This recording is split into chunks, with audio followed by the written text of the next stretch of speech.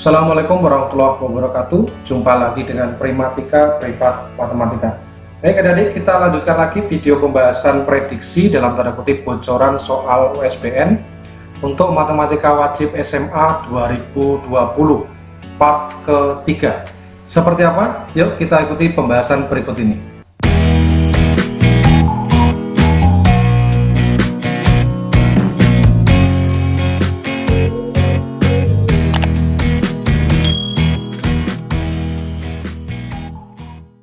Nomor 17, diketahui fx sama dengan 12x kali akar dari x kuadrat plus 3 dan f aksen x adalah turunan pertama dari fx.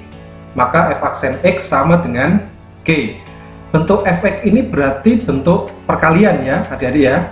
Jadi kalau kita misalkan u itu adalah 12x ya, dan v-nya itu adalah akar dari x kuadrat plus 3, atau kalau kita buat dalam bentuk pangkat menjadi seperti ini, pangkat setengah gitu ya.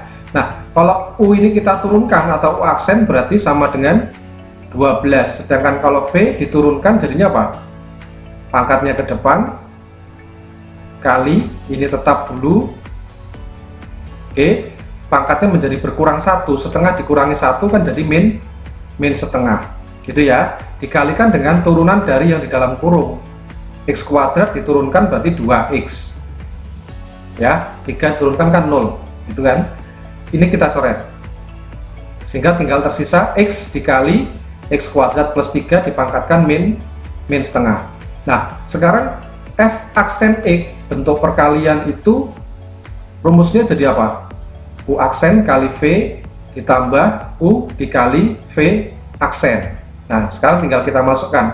U aksen adalah 12 dikali V. V-nya adalah X kuadrat plus 3 dipangkatkan setengah, atau kita kembalikan saja ke bentuk akar. Ini ya.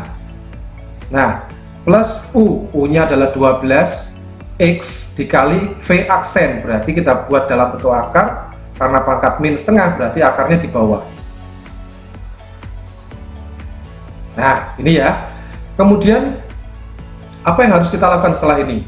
Penjumlahan, tapi yang satu bentuk pecahan, yang satu tidak. Maka kita samakan penyebutnya menjadi sama-sama berpenyebut akar x kuadrat plus 3 ya. Saya tulis jadi 1 akar x kuadrat plus 3 gini.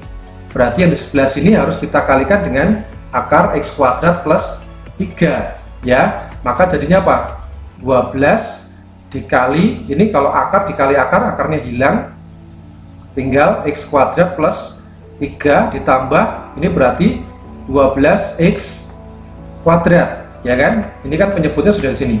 Oke, perhatikan ini, kalau kita kalikan 12x kuadrat, ini juga 12x kuadrat, berarti menjadi 24x kuadrat ya. Kemudian ini kita kalikan 36. Oke, nah per akar dari x kuadrat ditambah 3. Ini jawabannya. Maka yang tepat adalah D. Oke, berikutnya nomor 18. Persamaan garis singgung kurva fx sama dengan 2x kuadrat min 6x plus 5 yang tegak lurus dengan garis x ditambah 6y min 2 sama dengan 0 adalah.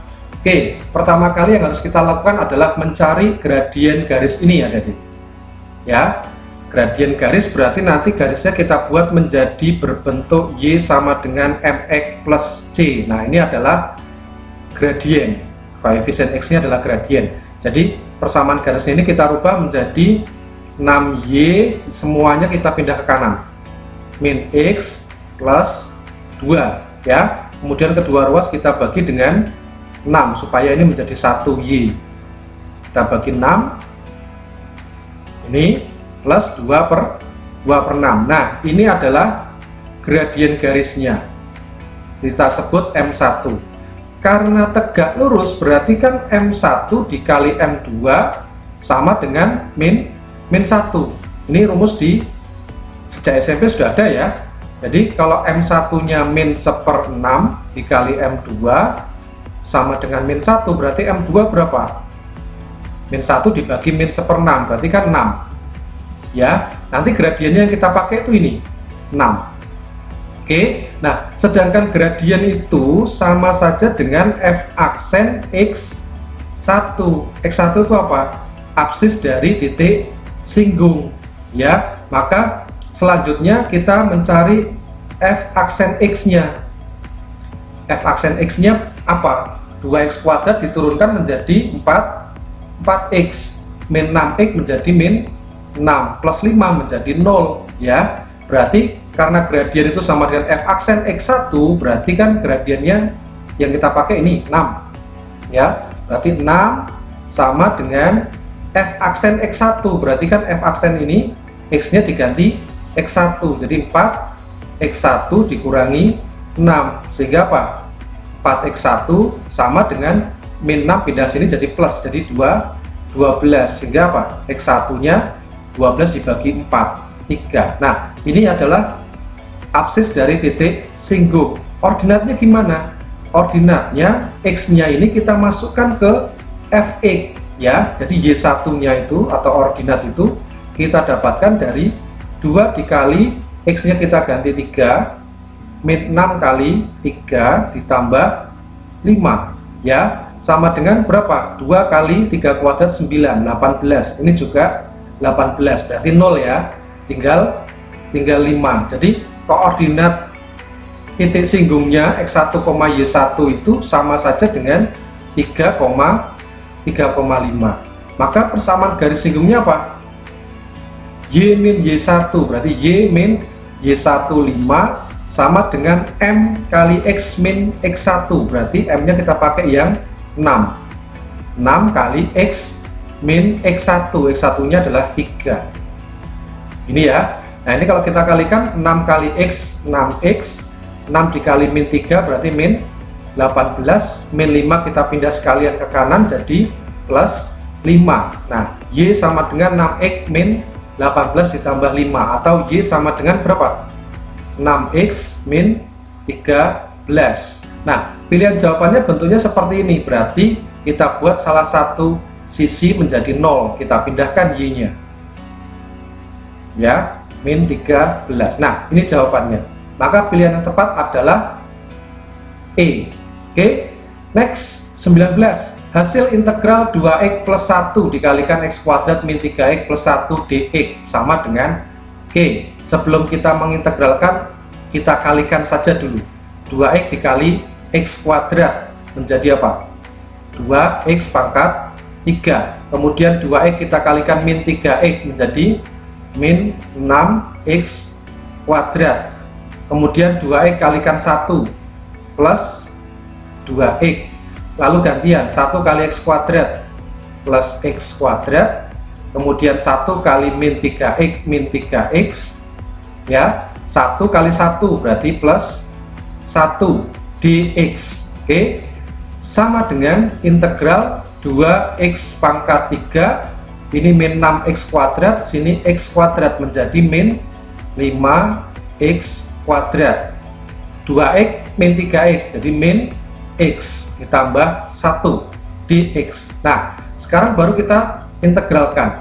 Yang tadinya x pangkat 3 diintegralkan menjadi pangkat 4, berarti depannya dibagi 4, gitu ya. Kemudian ini pangkat 2 berarti menjadi pangkat 3, berarti depannya dibagi 3, ya. Ini pangkat 1 berarti menjadi pangkat 2, depannya berarti 1 ini dibagi 2, plus 1 diintegralkan menjadi x, ya, tinggal kita tambahkan plus d.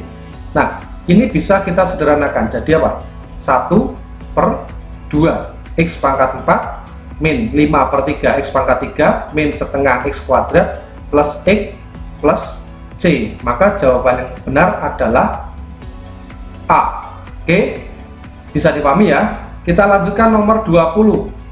Hasil integral 6x dikalikan akar dari 3x kuadrat plus 5 dx sama dengan K.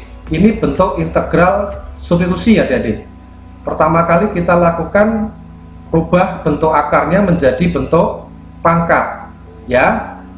Nah, jadi pangkat setengah dx. Nah, ini kita ibaratkan A, ini adalah U, pangkatnya adalah N, ya. Ini bentuk integral substitusi. Jika kalian masih belum paham, nantinya bisa lihat video Primatika tentang integral substitusi.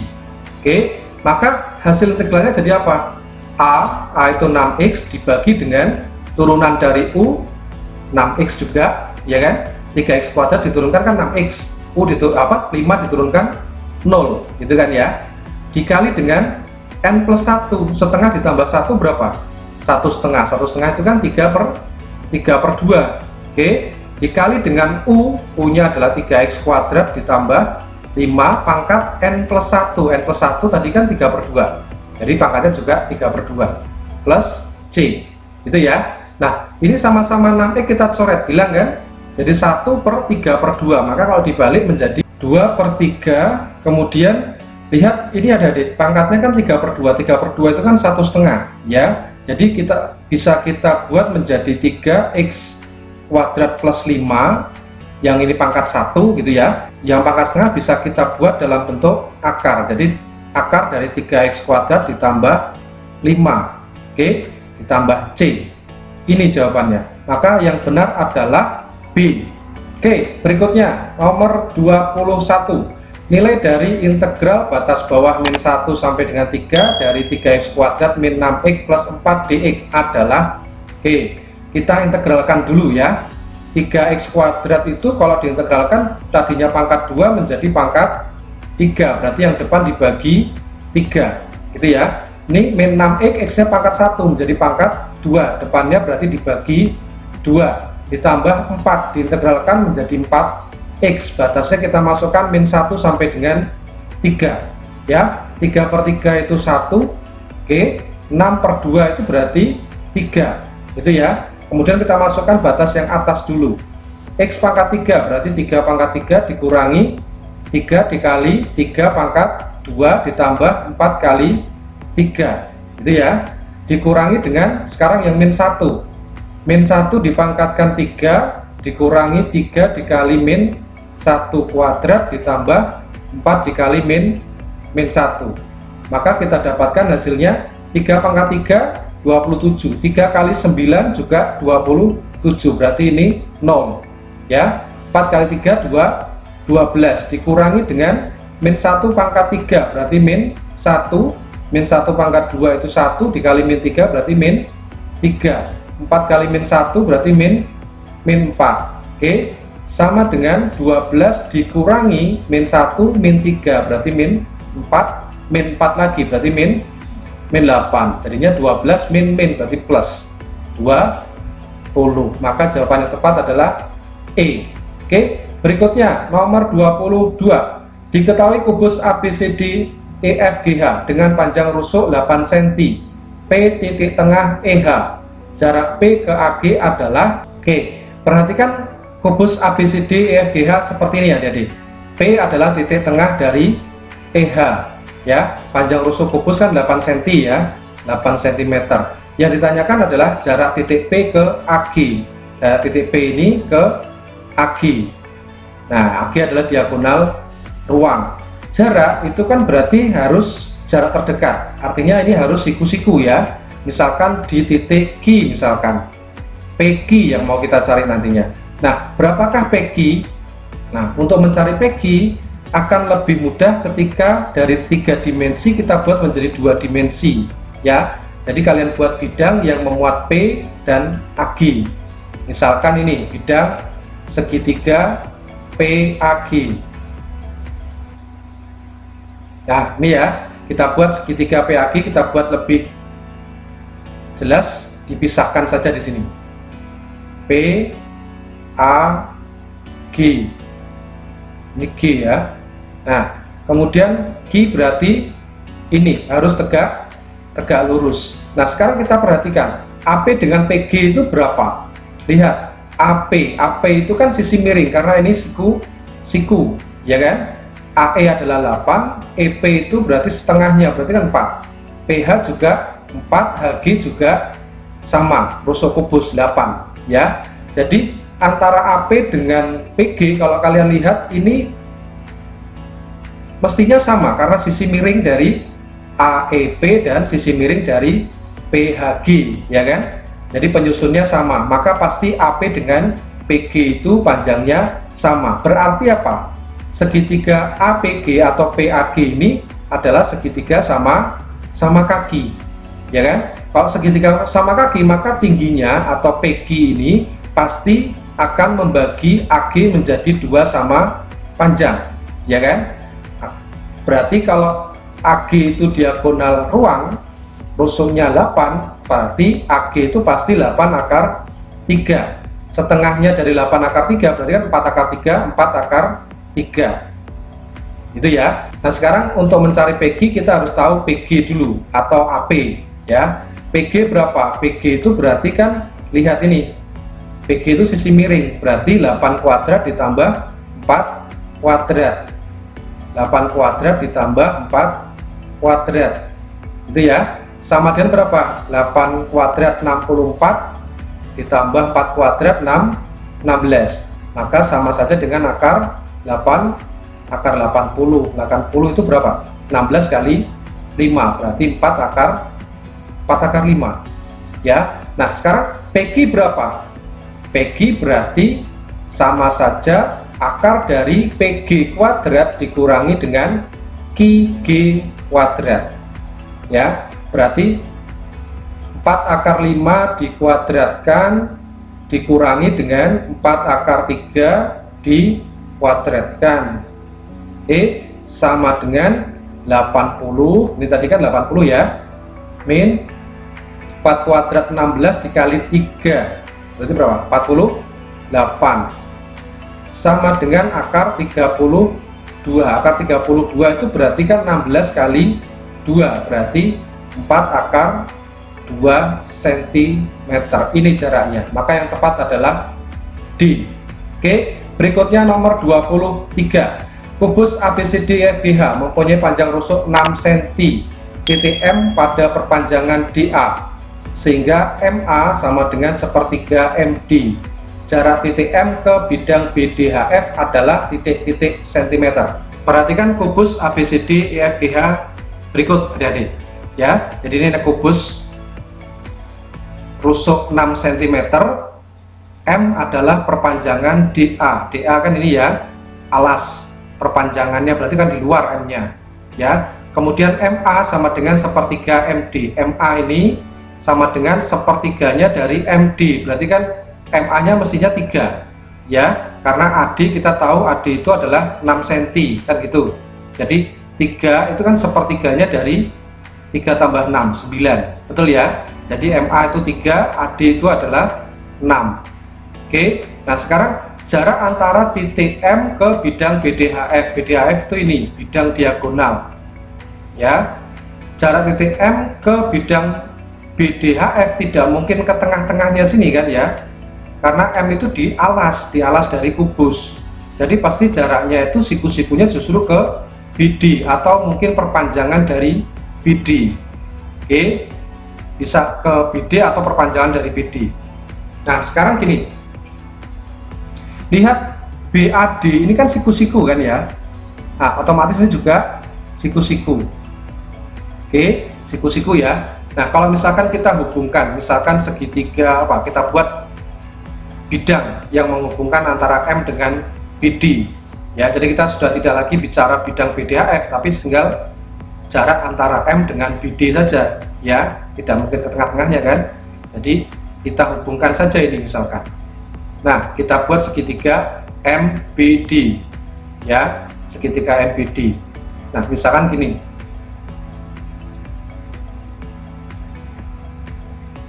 ini adalah apa? D, A, sini adalah B, gitu ya. Ini M. Nah, kira-kira gini ya, jadi ini 6 cm, sini 3 cm. BD itu berarti kan diagonal sisi, maka 6 akar 2. AB itu 6 cm. Ini ya, siku-siku di A ya. Nah, sekarang jarak antara M dengan BD. Jarak antara M dengan BD itu berapa? Apakah sama dengan MB? Kita nggak tahu. Nah, terus gimana Kak? Kita mencari jarak antara M dengan BD itu sama saja kita mencari garis tinggi dari M ke BD, kan gitu ya, mencari garis tinggi dari M ke BD. Oke, misalkan garis tingginya itu adalah X, misalkan garis tingginya itu adalah X, berarti kita mencari X ini pakai perbandingan luas segitiga MBD. Jadi luas segitiga MBD itu kan bisa kita tulis setengah alas kali tinggi, ya kan ya, setengah alas kali tinggi. Jadi bisa kita tulis setengah, misalkan alasnya adalah DM ini, berarti kan tingginya AB kan ya, AB. Nah, atau bisa juga setengah alas, kalau alasnya kita anggap BD, maka tinggi, garis tingginya adalah yang ini, X, yang mau kita cari nantinya. Ya, ini setengah bisa kita coret, berarti tinggal kita perbandingkan aja. DM berapa? 9, AB 6, ya kan? Sama dengan BD 6 akar 2 dikali X. Nah, X ini adalah jaraknya nanti. Nah, ini 6 kita coret, ya, berarti X nya sama aja dengan berapa? 9 dibagi akar 2. Oke, kalau kita kalikan akar 2 per akar 2, berarti X nya berapa? Ini akar 2 kali akar 2, berarti 9 per 2 akar 2. Nah, ini adalah jaraknya. Maka yang benar jawabannya adalah B. Oke, bisa dimengerti ya. Berikutnya 24. Perhatikan grafik berikut. Data di atas adalah data peserta ekstrakurikuler 125 siswa kelas 10 suatu SMA. Peserta ekstrakurikuler olahraga sebanyak total ada 125 siswa yang ikut olahraga N. Ya, berarti kan jumlahnya nanti, jumlah frekuensinya ini nanti harus 125 ya. Nah, sekarang kita total ini coba. Ini berapa? 44, ya kan? 44, ini berapa? 20, 36 ditambah N, ya kan? Harus 125, kan gitu. 44 tambah 36 berapa? 80, ya kan? Sama dengan 125 dikurangi 80, maka N nya berapa? 45. Nah, kalau dicari persentase N, maka sama saja 45 dibagi 125 kali 100%. Oke, ini kalau kita bagi 25, 4 sini 5 kita coret dengan 45, berarti tinggal 9 kali 4 36%. Nah, ini jawabannya. Maka yang benar adalah C. Oke, berikutnya 25. Tabel berikut menyajikan data waktu baca siswa di perpustakaan. Ini ada kolom waktu adalah menit, ini adalah kolom banyak siswa. Jika nilai modus dari data di atas adalah 16,1 menit, maka nilai M yang memenuhi adalah modus ya. Modus berarti kan yang paling banyak muncul atau frekuensinya terbesar. 16,1 menit itu letaknya di mana? Kan di sini kan, 16 sampai 18. Berarti ini adalah kelas modusnya. Artinya apa? N ini adalah frekuensi paling besar, kan gitu. Ya, modus itu rumusnya gimana? Modus sama dengan tepi bawah modus ditambah D1 dibagi D1 plus D2 dikali panjang kelas. D1 itu apa enggak? D1 itu selisih antara frekuensi kelas modus dengan kelas sebelumnya. Jadi antara N dengan 21, karena N itu terbanyak berarti ya N-21 ya. D2 itu selisih frekuensi kelas modus dengan kelas sesudahnya. Oke, berarti N-12. Jelas ya? Nah, sekarang tepi bawah modus yang mana?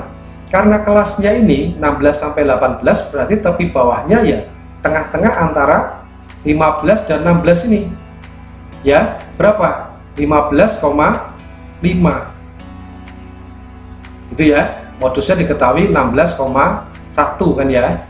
Ditambah D1 tadi berapa? N-21 dibagi D1 N-21 ditambah D2 berarti N-12. Oke, dikali panjang kelas berapa? Tinggal kita kurangkan aja, 16 kurangi 13 atau 18 kurangi 15 berapa? 3 ya, 3. Oke, nah sekarang ini kita pindah ke kiri, berarti kan 16,1 dikurangi 15,5 ya, sama dengan N-21 kalikan 3 sekalian, jadi berapa? 3 N-63 per bawahnya 2 N-33. Oke, nah ini berapa nih? 0,6, betul ya? 0,6. Ini nanti kita kalikan silang ke sini, 2N-33 dikalikan silang, berarti kan dikalikan 0,6 ya. 2N-33 sama dengan 3N-63. Oke, kita kalikan, jadinya berapa? 1,2N. Ini kita kalikan, jadinya berapa? 19,8. Betul ya? 3N-63. Oke, nah sekarang kita pindah 63 pindah sini, jadi 63 dikurangi 19,8 sama dengan 3N-1,2N ya. Ini berarti 1,8N sama dengan ini berapa? 43,2. Maka N-nya berapa ini? N-nya berarti sama saja 43,2 dibagi 1,8 berapa? 24. Oke, maka jawaban yang tepat adalah C. Oke, berikutnya 26. Perhatikan histogram berikut. Nilai ulangan harian dari suatu kelas disajikan dengan histogram seperti pada gambar. Kuartil bawah data tersebut adalah berarti kalau kita mencari kuartil bawah itu apa? Dari Q1 ya. Pertama kali yang harus kita lakukan, ini frekuensinya adalah 3, 5, sini adalah 10, 9, 8, kemudian ini 5. Nah, kita jumlahkan dulu. Sigma F-nya berarti berapa? 8 tambah 10, 18, 27, 35, 40 ya. Nah, kemudian kelas Q1 kita cari dulu. Q1 kan seperempatnya ya, berarti seperempatnya dari 40, maka ini kalau kita coretkan 10 ya, jadi letaknya di data ke-10. Nah, data ke-10 itu di kelas mana? 1 sampai 3 di sini, 4 sampai 8 di sini ya, kemudian 9 sampai 18 ada di sini. Maka kelas Q1 itu di sini ya, di frekuensi 10. Oke, nah sekarang Q1 itu rumusnya gimana? Tepi bawah Q1 ditambah seperempatnya N berarti kan ini ya, seperempat N dikurangi frekuensi kumulatif sebelum kelas Q1 dibagi frekuensinya kelas Q1 dikalikan dengan panjang kelas. Oke, nah sekarang kita lihat satu persatu. Tepi bawah Q1, karena kelas Q1 nya adalah ini yang berfrekuensi 10 ini, berarti tepi bawahnya mana? Kan ini ya kan, artinya di tengah-tengah antara 70 dan 75. Yang tertulis di sini bukan tepi bawah ya adik-adik ya, ini adalah titik tengahnya. Oke, titik tengahnya, jadi tepi bawah itu yang di sini. Nah, tengah-tengahnya berapa nih antara 70 sama 75? 72,5 gitu ya, ditambah dengan seperempat N kan ini 10. Oke, 10 dikurangi frekuensi kumulatif sebelum kelas Q1. Kelas Q1 kan ini frekuensinya 10. Nah, sebelumnya berapa? Ini kita jumlah semua 8 ya, itu yang disebut frekuensi kumulatif sebelum, dibagi dengan frekuensi Q1. Frekuensi Q1 ya ini 10. Oke, dikali dengan panjang kelas cukup kita kurangkan antara titik tengah dengan titik tengah. 75 kurangi 70 berapa? 5 kan ya, 5. Kemudian ini kita coret, berarti 2. 10 kurangi 8, 2 juga, 2 per 2, 1. Berarti sama dengan berapa ini? 72,5 ditambah 1, berarti 73,5. Ini kuartil satunya. Oke, maka jawaban yang tepat adalah C. Bisa dipahami ya? Baik adik-adik, sampai di sini dulu untuk part ketiga. Segera kita lanjutkan untuk part keempat. Tetap stay di Primatika. Sampai jumpa lagi. Wassalamualaikum warahmatullahi wabarakatuh.